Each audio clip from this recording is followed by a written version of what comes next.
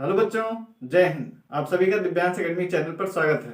आप लोग कैसे हैं? अच्छे हैं? आशा करते हैं आप लोग अच्छे होंगे। तो हमारा टॉपिक चल रहा है दो घात समीकरण, क्वाड्रेटिक इक्वेशन। इस टॉपिक में हम प्रश्नावली 4.1 का क्वेश्चन सॉल्व कर चुके हैं। आज हम प्रश्नावली 4.2 का इंट्रोडक्शन वीडियो करेंगे। इसमें हम एग्जाम्पल के माध्यम से देखेंगे कि प्रश्नावली 4.2 के क्वेश्चन को कैसे सॉल्व करेंगे। ठीक है, तो आइए देखते हैं। हमें सीखना है गुणनखंडों द्वारा दो घात समीकरण का हल। इसके पहले प्रश्नावली 4.1 में हम क्वेश्चन नंबर 2 में 4 पार्ट था, उसको हमने सॉल्व किया। उसमें दो घात समीकरण बनाना था और उसमें जानना चाह रहा था कि जैसे भूखंड की लंबाई चौड़ाई थी, फिर आयु था, तो वहां पे पता करना था। तो दो घात समीकरण बनाने के बाद उसमें x का मान आप कुछ रखिए। ठीक है, x का कोई भी मान रखिए। यदि वो क्या संतुष्ट हो जाता है तो वही क्या उसका आंसर हो जाएगा। ठीक है, तो वहां से हम उसको कर सकते थे, लेकिन हमने वहां पे क्या किया है, गुणनखंड के माध्यम से क्वेश्चन को सॉल्व किया है। तो आप ऐसे भी कर सकते हैं, x का मान आप अपनी इच्छा अनुसार लीजिए और उसमें रखिए। यदि समीकरण को दो घात समीकरण को संतुष्ट करता है तो वही क्या है उसका आंसर हो जाएगा। ठीक है, तो आज हमारा टॉपिक है गुणनखंडों द्वारा दो घात समीकरण का हल। अब गुणनखंडों द्वारा दो घात समीकरण का हल देखना है कि दो घात समीकरण को गुणनखंड के माध्यम से कैसे हल किया जाता है। तो सबसे पहले 2x² माइनस 3x प्लस 1 बराबर 0, ये दो घात समीकरण है। इस पर पहले विचार करेंगे हम। तो इसमें आप x का कोई मान लीजिए। ठीक है, x का कुछ भी आप मान लीजिए, 1 2 3 -1 -2, कोई भी मान रखिए इसमें। यदि इसको क्या करता है, संतुष्ट करता है, यानी दोनों पक्ष क्या हो जाता है बराबर, तो कहेंगे वो क्या है, उस दो घात समीकरण का हल है। उसी को क्या मूल भी कहेंगे, उसी को शून्य भी कहेंगे। तो आइए इसमें हम रखते हैं x बराबर 1। ठीक है, तो x बराबर 1 रखिए। 2 गुणे 1 का स्क्वायर माइनस 3 गुणे 1 प्लस 1 बराबर 0। तो ये तो हो जाएगा 2 -3 1 3 प्लस 1 बराबर 0। तो ये तो हो गया 2 और 1 3, -3 कट के क्या आ जाएगा, 0 आ जाएगा। ठीक है, तो इधर भी 0 इधर भी 0। तो यहां पे देख रहे हैं LHS इक्वल टू RHS, बाएं पक्ष और दाएं पक्ष क्या है, बराबर है। तो इससे क्या स्पष्ट होता है कि x का मान x बराबर 1 पर ये समीकरण क्या हो रहा है, संतुष्ट हो रहा है। तो x बराबर 1 क्या है, इस समीकरण का हल है। इसी को मूल भी कहेंगे। ठीक है, और इसी को शून्य भी कहते हैं। तो लिखेंगे ये x बराबर 1 क्या है, दिए गए दो घात समीकरण का हल है, या मूल भी कहेंगे, मूल अथवा इसी को क्या शून्य भी कह सकते हैं, मूल अथवा शून्य। ठीक है, इसी को क्या कहेंगे, हल भी कह सकते हैं, मूल भी कहते हैं और शून्य भी कहते हैं। तो इस प्रकार कोई भी दो घात समीकरण है, यदि उसमें x का मान अपनी इच्छा अनुसार कोई मान उसमें रखते हैं और वो मान क्या करता है, समीकरण को संतुष्ट कर जाता है, मतलब दोनों पक्ष क्या हो जाना चाहिए, बराबर होना चाहिए। यदि ऐसा होता है तो वो x का मान उस दिए गए दो घात समीकरण का क्या होगा, मूल होगा, शून्य होगा। तो पिछली कक्षा 9 में आपने पढ़ा है कि दो घात बहुपद में अधिकतम शून्य कितने होते हैं। वहां पे क्या पढ़ा था, बहुपद में शून्य पढ़े थे कि बहुपदों का शून्य ज्ञात करना। तो दो घात बहुपद था, उसमें आपने देखा था कि उसके कितने शून्य थे, 2। तो ऐसे दो घात समीकरण में भी कितने मूल होंगे, 2 मूल होंगे। कितने मूल होंगे, 2। उसका हल कितना होगा, 2 हल होगा।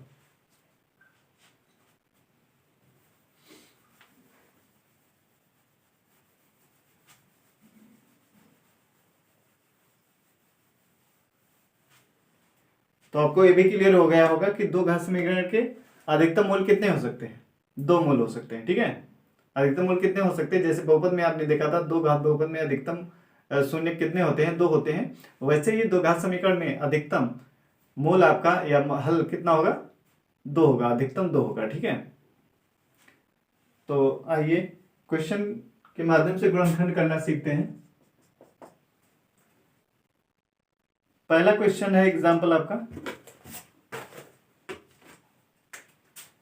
एग्जाम्पल 3। इसमें कह रहा है गुणनखंड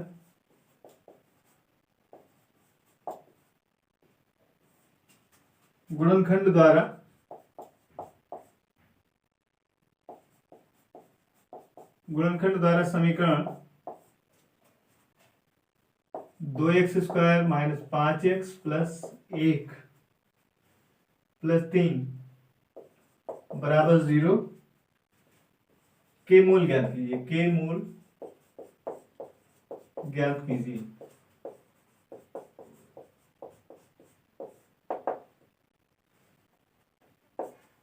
इसका मूल ज्ञात करना है।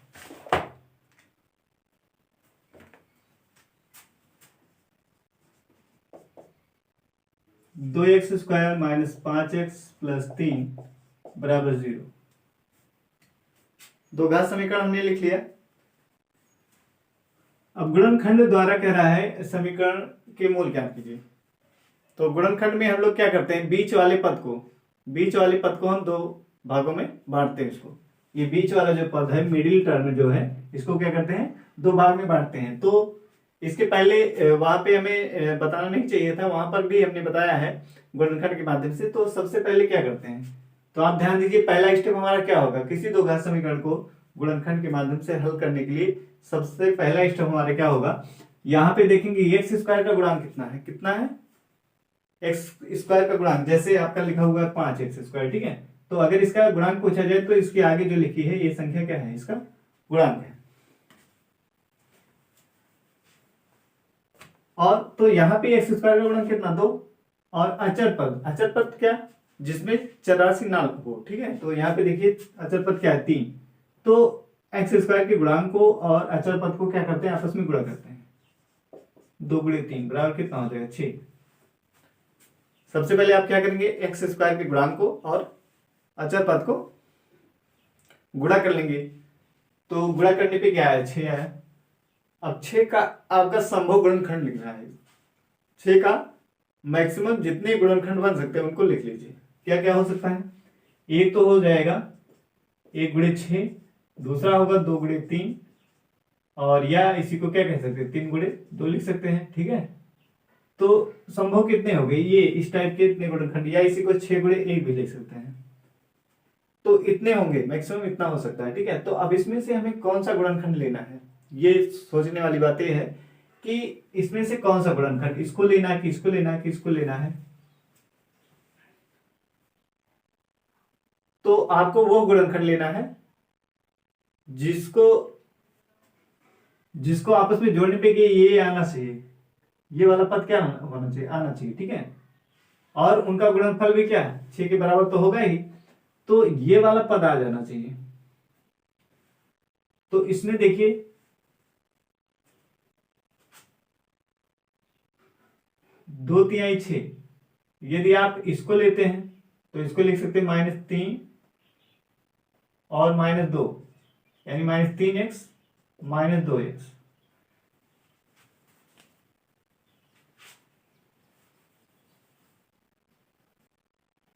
-3x और -2x, तो जोड़ेंगे तो कितना आएगा, -5x आ जाएगा इस वाले गुणनखंड से, ठीक है। इसको लीजिए या इसको लीजिए, इन दोनों से क्या आएगा, यही आएगा। इन दोनों से क्या आएगा, एक ही लिखिए, ठीक है। इससे क्या आएगा, यही आएगा, चाहे लिख लीजिए आप 3 × 2 लिखिए। तो इसको -3x अगर -2x आपस में इनको जोड़ेंगे तो कितना आएगा, -5x आ जाएगा। तो बीच वाला पद हमारा क्या, दो भाग में बढ़ गया कि नहीं, एक तो -3x और दूसरा -2x। और दूसरा तरीका क्या है, दूसरा तरीका इसको भी ले सकते हैं। इसको क्या लिख सकते हैं, इसको लिख सकते हैं -6x और एक को क्या लिख सकते हैं, +x, ठीक है।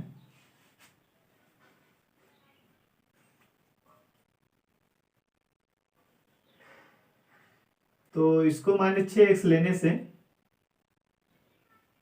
ये सही नहीं बनेगा, क्योंकि इसको आपस में अगर जोड़ते हैं, ठीक है, इसको आपस में जोड़ेंगे कितना हो जाए, 6 × 1 कितना हो जाता है, 7 हो जाता है, ठीक है।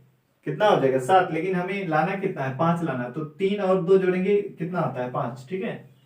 3 2 जोड़ने में कितना आएगा 5, तो यही वाला गुणनखंड क्या है, उचित गुणनखंड होगा। यहां से आप इसको ऐसे लिख सकते हैं, फिर जोड़ेंगे तो क्या यही आएगा। अगर इसको लेते हैं तो इसको आपस में जोड़ने पे क्या आएगा 5 नहीं आएगा, ठीक है।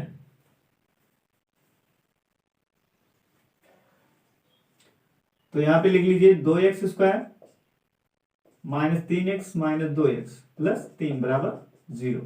तो बीच वाले पद को क्या किया हमने, 2 भाग में विभाजित कर दिया। अब यहां से कॉमन कितना होगा, ये x, देखिए x² है और x है, तो x यहां से कॉमन हो जाएगा, तो यहाँ क्या बचेगा 2 बचेगा और x² यानी x गुणे x बार हो गया, तो 2x माइनस 3, यहाँ पे -2 कॉमन कर लीजिए, ठीक है। तो ये माइनस कॉमन हो रहा है तो ये तो प्लस हो जाएगा और यहाँ माइनस हो जाएगा, माइनस सिर्फ कॉमन होगा, ठीक है। 2 भी नहीं कॉमन होगा, सिर्फ माइनस से 1 कॉमन कर लीजिए। तो देखिए यहाँ भी कुछ कॉमन नहीं हो रहा था, ना तो 2 हो रहा था ना तो x ही हो रहा था, तो हमने क्या कॉमन किया है 1 कॉमन किया है। तो अब देखिए 2x माइनस 3 यहाँ पर भी है, 2x माइनस 3 यहाँ पर भी, इसको बाहर कर लीजिए। इसको हमने क्या ले लिया उभयनिष्ठ, ठीक है, कॉमन कर लिया। फिर यहाँ पे क्या बचा हुआ, ये तो निकल जाएगा तो क्या बचेगा x, यहां से ये निकलेगा तो क्या बचेगा -1 बराबर 0। तो ये आ गया 2x माइनस 3 बराबर 0 या x माइनस 1 बराबर 0। तो यहां से x का मान कितना आ जाएगा, देखिए 2x बराबर, इसको पक्षांतर करेंगे 3 आएगा और x बराबर आ जाएगा 3/2। यहाँ x बराबर कितना आ जाएगा 1, तो x का मान कितना आया, x बराबर 1 आया 3/2 और दूसरा आ रहा है 1। तो ये क्या है, इसी को क्या कहेंगे दो घात समीकरण के मूल, ठीक है। अतः दिए गए दो घात समीकरण के मूल क्या है, एक तो है 3/2 और दूसरा है 1। अब इसको यदि आपको उत्तर की जांच करनी है कि ये हमारा आंसर सही आया है कि नहीं, ये इसके मूल हैं कि नहीं है, तो क्या करिए दिए गए समीकरण में आप क्या करेंगे, इसको रख सकते हैं।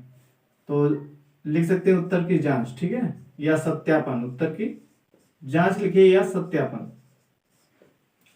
तो चेक कर लीजिए, x का मान रखिए वहां पे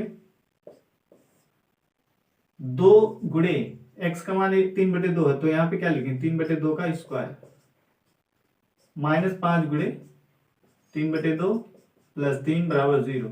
तो ये कितना हो जाएगा, ये हो जाएगा 2 गुणे 3 त्रिका 9/4 -5 3 15/2 प्लस 3 बराबर 0। तो ये हो जाएगा 2 1 कम 2 2 दूनी 4 यानी 9/2 -15/2 प्लस 3 बराबर 0। अब कितना आएगा, लासा इसका कितना हो जाएगा, तो 9 -15, 2 से भाग करेंगे तो कितनी एक बार जाएगा, ऊपर गुणा करेंगे 9 आएगा, फिर 2 से भाग करेंगे एक बार जाएगा, ऊपर गुणा करेंगे 15 आएगा, प्लस यहाँ पे कुछ नहीं तो क्या बटा में 1 है,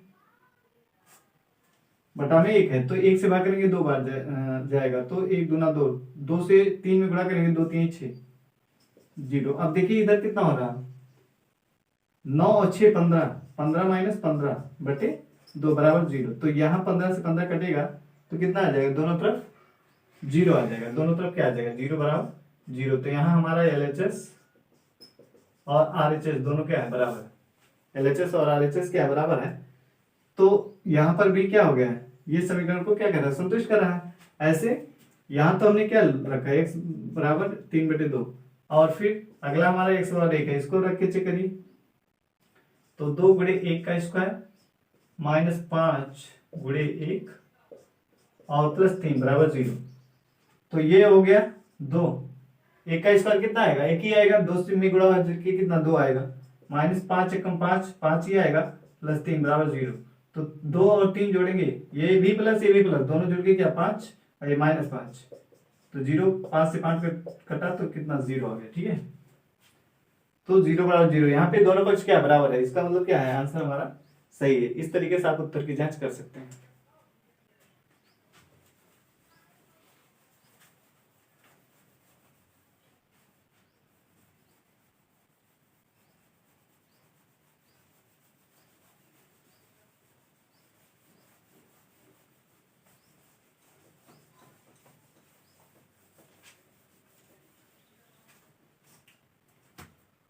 उदाहरण 4, एग्जाम्पल नंबर 4 देखिए।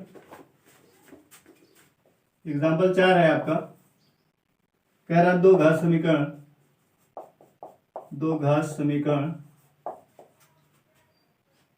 6x² माइनस x माइनस 2 बराबर 0 के मूल ज्ञात कीजिए। मूल ज्ञात कीजिए। तो हमने आपसे क्या कहा कि दो घात समीकरण दिए गए, दो घात समीकरण को लिखिए पहले। 6x² माइनस x माइनस 2 बराबर 0, ये दो घात समीकरण दिया है। तो हमने क्या कहा कि बीच वाले पद को क्या करते हैं, दो भाग में विभक्त कर लेते हैं। ये बीच वाला पद है, इसको क्या करते हैं, दो भाग में विभक्त कर लेते हैं। तो विभक्त करने के लिए हमने क्या बताया है कि पहले तो आप क्या करिए, x² की गुणांक कितना है यहाँ पे 6, और अचर पद कितना है 2 है, इसको गुणा करिए, कितना आएगा 12। कितना आएगा 12 आएगा। अब इसका गुणनखंड कर लीजिए। क्या क्या गुणनखंड होगा, एक तो होगा 12 गुणे 1 हो जाएगा, दूसरा 4 गुणे 3, और फिर 6 गुणे 2, ये ठीक है, ये गुणनखंड इसके हो सकते हैं। अब इसमें से कौन सा गुणनखंड लेना है, इस पर विचार कीजिए, कौन सा लेना है जिसको आपस में जोड़ने पर क्या हमारा ये बीच वाला टर्म आना चाहिए। ठीक है, इसी को हम क्या करें, दो भाग में बांट रहे हैं, विभक्त कर रहे हैं, तो उसको आपस में जोड़ने पे क्या आना चाहिए, यही पद आना चाहिए हमारा। तो यहाँ पे देखिए 4 गुणे 3 है, कितना है 4 गुणे 3। तो इसमें से 4 को यदि आप -4x और 3 को क्या ले लें +3x,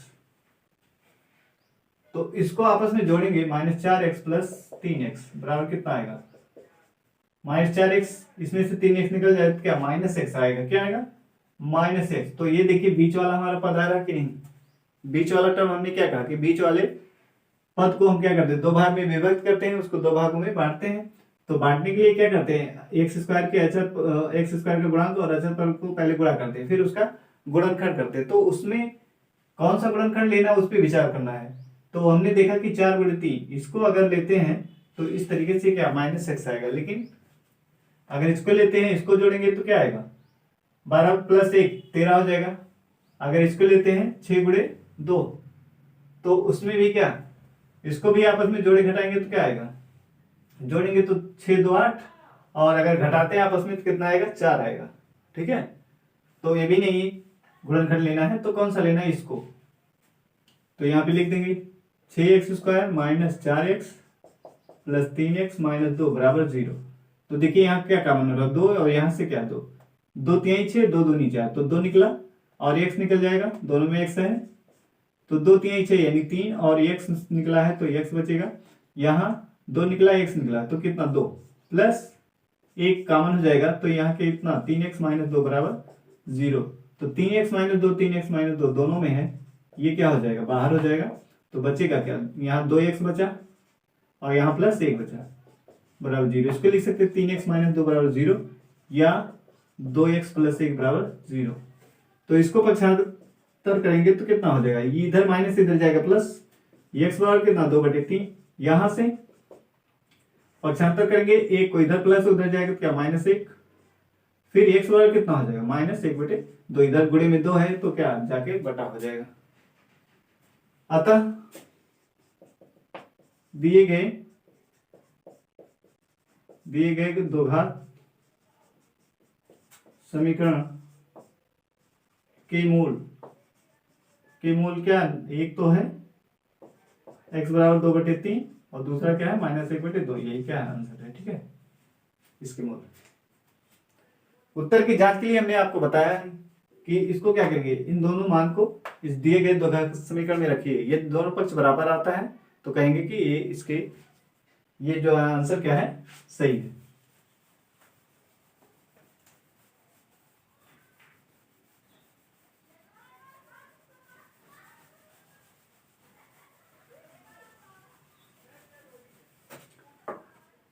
एक एग्जाम्पल नंबर 5 देखिए।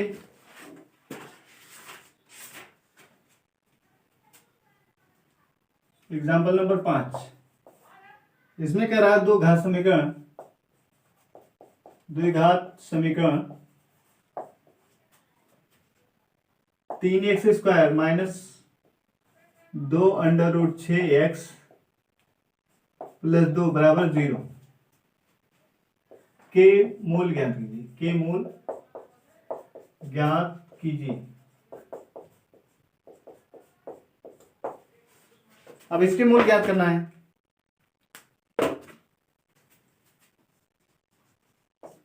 तो सबसे पहले दो घात समीकरण को लिखिए। 3x² माइनस 2√6x प्लस 2 बराबर 0, ये हो गया। ठीक है, तो हमने क्या कहा है कि बीच वाले पद को दो भाग में विभक्त करते हैं। कैसे? पहला स्टेप मैंने बताया कि x² के गुणांक और अचर पद को क्या कर लेते हैं, गुणा कर लेते हैं। तो गुणा करिए, कितना हो जाएगा? 3 गुणे 2 बराबर कितना? 6। x² का गुणांक 3, अचर पद 2, गुणा किया हमने, कितना है? 6। अब हमें बीच वाला पद लाना कितना है? 2√6 लाना। क्या लाना? 2√6।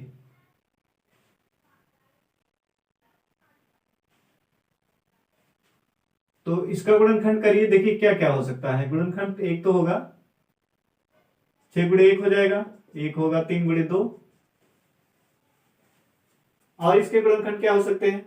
अब इस रूप में सोचना है, ये अंडर रूट में है ना 2√6, तो इस टाइप से सोचना है कि गुणनखंड क्या हो सकता है? 2 गुणे √3 गुणे √3, ये भी हो जाएगा। क्यों? ये भी हो जाएगा। गुणा करेंगे 6 के बराबर होगा ना, 6 के बराबर होगा।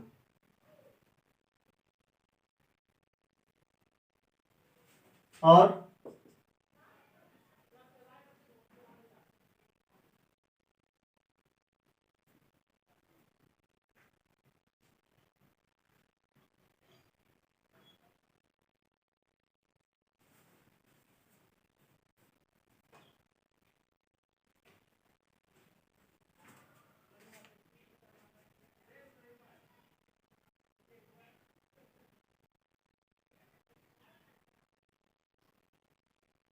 एक गुणनखंड इसका और हो सकता है क्या?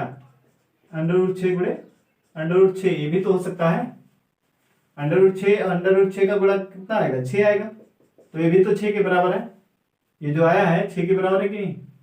ये भी है, तो ये भी गुणनखंड हो सकता है। अब इसमें से देखिए, इसको क्या लेंगे? इसको लेंगे माइनस में, माइनस √6x, और इसको भी माइनस √6x। तो दोनों को जोड़ेंगे तो कितना आ जाएगा? माइनस 2√6x हो जाएगा। क्यों?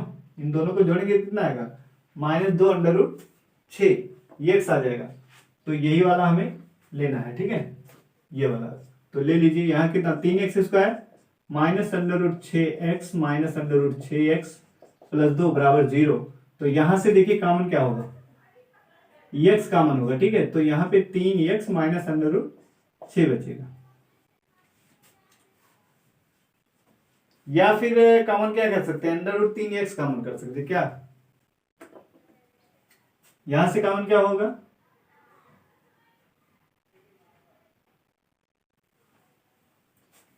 यहां पे देखिए कितना, एक तो √3 हो सकता है x। कैसे? और यहां पे बचेगा क्या? √3 और फिर x बचेगा, और यहां पे माइनस √3, यहाँ पे √2x बचेगा। ठीक है, यहाँ पे √3 कॉमन होगा, तो बचेगा कितना? यहाँ x निकल गया। ठीक है, x नहीं बचेगा। यहाँ पे हो जाएगा √2x और प्लस यहाँ पे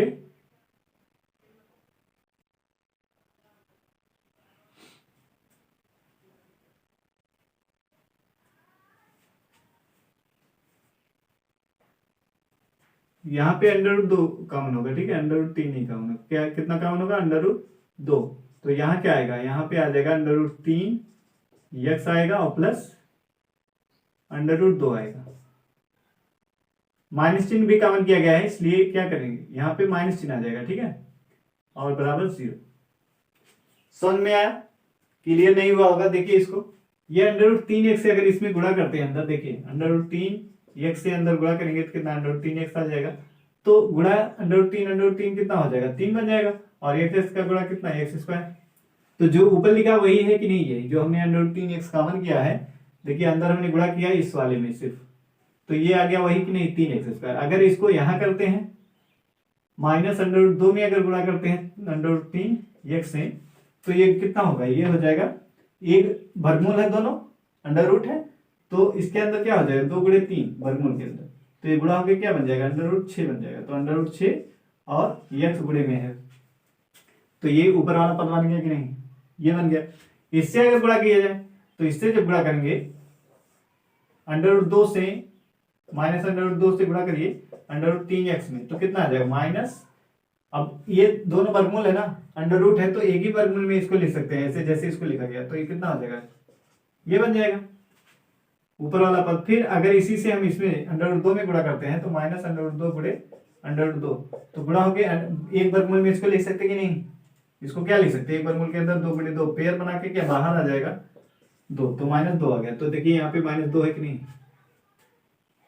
नहीं यहाँ माइनस से लिखा है ना, तो यहाँ पे -√2 से -√2 में अंदर गुणा करें ना, -√2 से -√2 में, तो ये माइनस माइनस क्या हो जाएगा, माइनस का गुणा प्लस हो जाएगा, और ये एक वर्गमूल में आया है, इसका मान कितना आ जाएगा 2। तो इस तरीके से इसको करते हैं, ठीक है।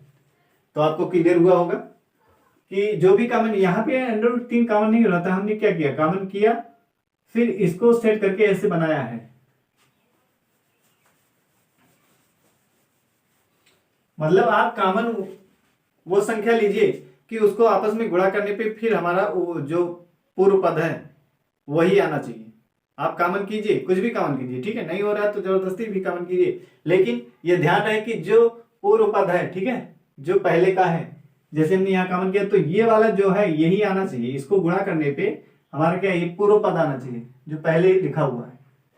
तो इस तरीके से आप कॉमन कीजिए, फिर अंदर गुणा करके देख लीजिए, ठीक। तो हमने आपको दिखाया, हमने इसको गुणा करके दिखाया, ऊपर वाला पद आ रहा है, ठीक है, तो ये गुणनखंड हो गए। अब देखिए यहाँ पर भी वही है, यहाँ पर भी वही है, तो इसको क्या करेंगे, कॉमन कर लेंगे, ठीक है। यहाँ इंटू में है, तो एक पद ए है, एक पद ए है, तो इस दोनों में से क्या कॉमन है, √3x -√2, और यहां से कॉमन क्या है, तो यहाँ बचा क्या है, यहां से ये निकला, यहां से ये निकला, तो यहाँ √3x माइनस है क्या, √2 बराबर 0, ये तो बचा है।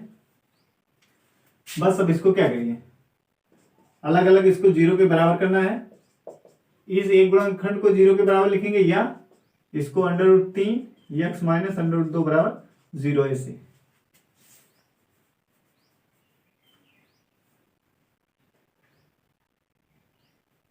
अब यहां से इसको पक्षांतर करेंगे, कितना आ जाएगा, √3x, इसको इधर माइनस इधर जाएगा तो क्या प्लस हो जाएगा, या √3x इसको भेजेंगे उधर तो कितना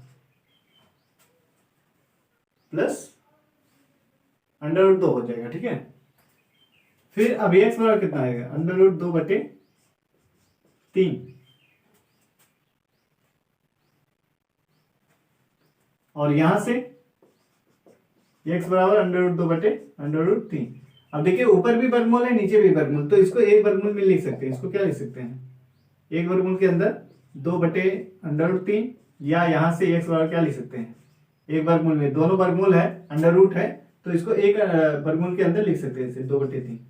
तो ये आंसर हो गया, ठीक है। लिखेंगे, अतः दिए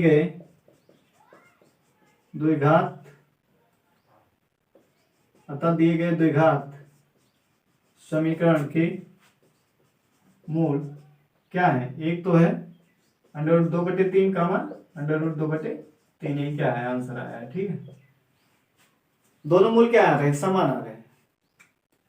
अब एग्जाम्पल नंबर 6 करेंगे।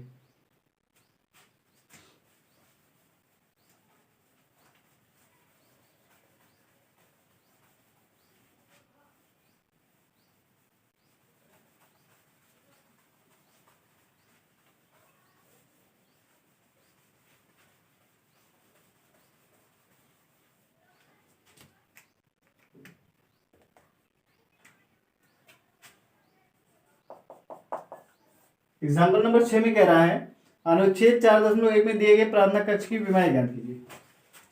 इसमें क्या कह रहा है, अनुच्छेद 4.1 में दिए गए दिए गए प्रार्थना कक्ष की विमाएं ज्ञात कीजिए। तो एनसीईआरटी बुक में आप स्टार्टिंग में देखेंगे, एनसीईआरटी बुक में शुरुआत में देखेंगे, वहां पे दिया है आपका एक आयताकार प्रार्थना कक्ष है, ठीक है।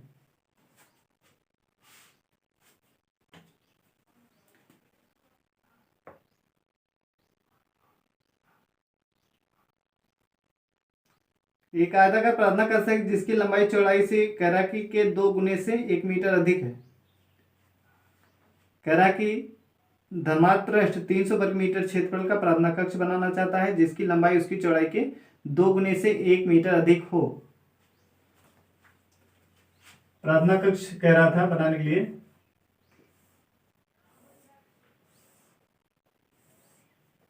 जिसकी लंबाई उसकी चौड़ाई के 2 गुने से 1 मीटर अधिक है। लंबाई चौड़ाई के 2 गुने से, तो अगर हम चौड़ाई x मान रहे हैं तो लंबाई कितना, 2 गुने से 1 क्या है, अधिक। लंबाई चौड़ाई के 2 गुने से 1 मीटर अधिक हो।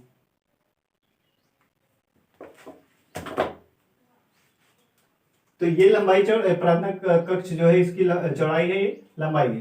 तो इसका क्षेत्रफल कितना हो जाएगा, लिख लेंगे प्रार्थना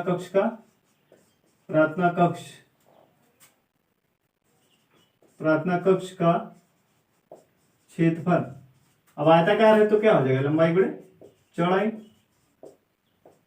तो 2x धन 1 लंबाई है और इसकी चौड़ाई है, तो इसको गुणा करेंगे कितना आ जाएगा। अब देखिए क्षेत्रफल कितना दिया है, इसका क्षेत्रफल दिया है 300 वर्ग मीटर।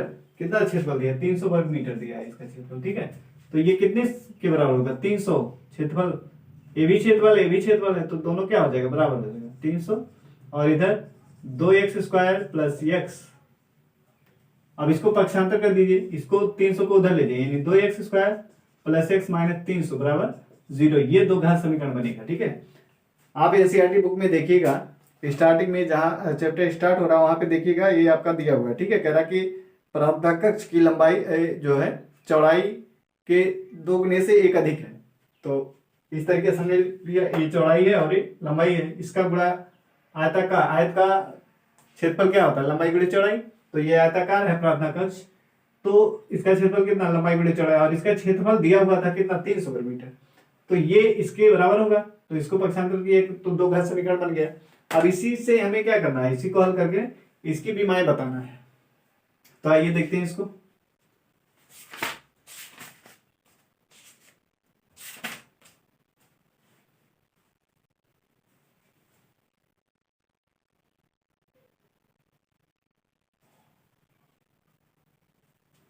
तो हमने क्या कहा है कि क्या करते हैं, अचर पद को और x² के गुणांक को क्या करते हैं, गुणा कर लेते हैं। तो अचर पद कितना है, अचर पद है x² का गुणांक 2 है और अचर पद कितना है 300।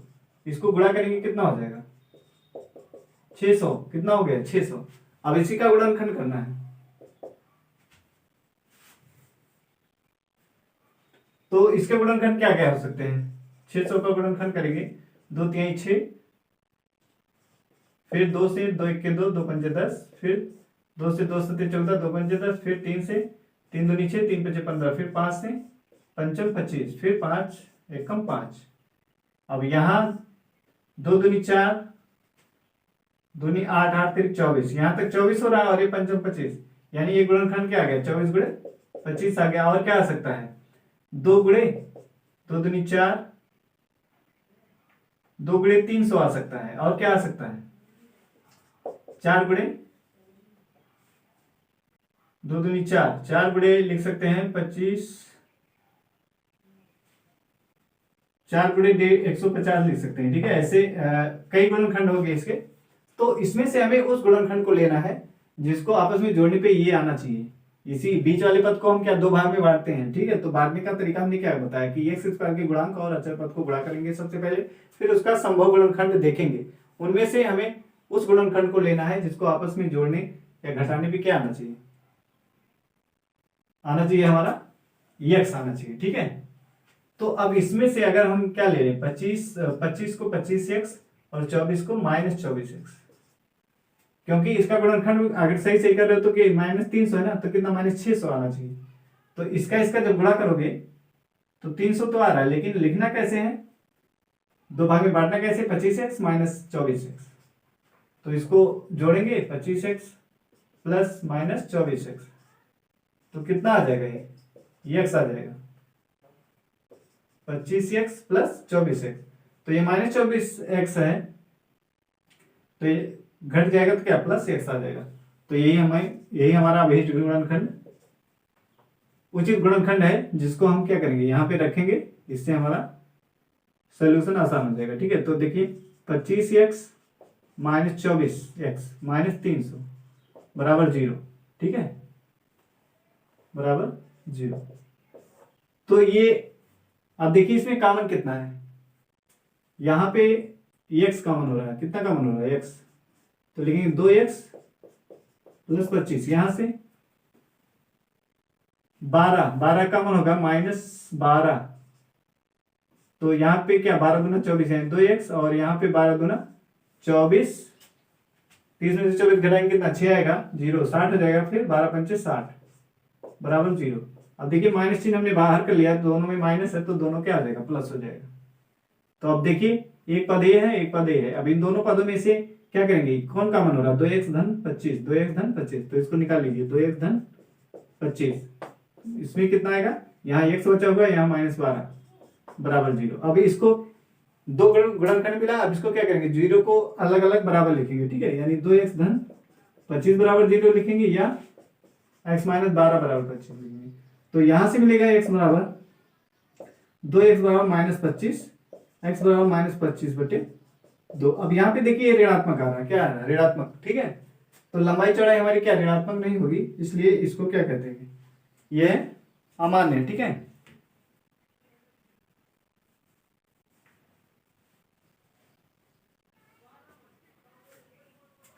तो ये क्या है, इसकी लंबाई जो लंबाई चौड़ाई क्या ऋणात्मक नहीं हो सकती, तो इसको छोड़ देंगे तो कौन सा लेंगे, x बराबर 12, ये वाला मान ले लेंगे। ठीक है, ये क्या है ऋणात्मक, चूंकि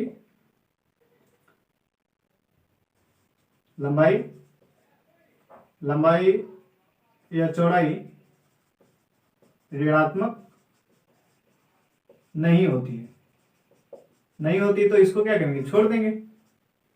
तो x बराबर हमारा कितना आ गया 12, तो चौड़ाई अतः प्रार्थना कक्ष की लंबाई कितनी है, 2x धन 1, तो यहाँ पे रखिए 2 गुणे 12 धन 1, तो कितना हो गया 12 दूना 24 प्लस 1 बराबर कितना आ गया 25 मीटर। ठीक है, और प्रार्थना कक्ष की चौड़ाई कितना है, x है, तो x बराबर कितना है 12 मीटर। ठीक है, तो ये आ गया आंसर। तो इस तरीके से कह रहा था प्रार्थना कक्ष की विमा, यानी विमा का मतलब क्या, उसकी लंबाई और चौड़ाई बतानी है। तो ये प्रार्थना कक्ष की लंबाई और चौड़ाई आ गई। अब हमें क्वेश्चन प्रश्नावली के क्वेश्चन सॉल्व करने हैं। एग्जाम्पल हमारा हो गया है, प्रश्नावली के क्वेश्चन सॉल्व करेंगे नेक्स्ट वीडियो में। तो बस आज के लिए इतना ही, जय हिंद।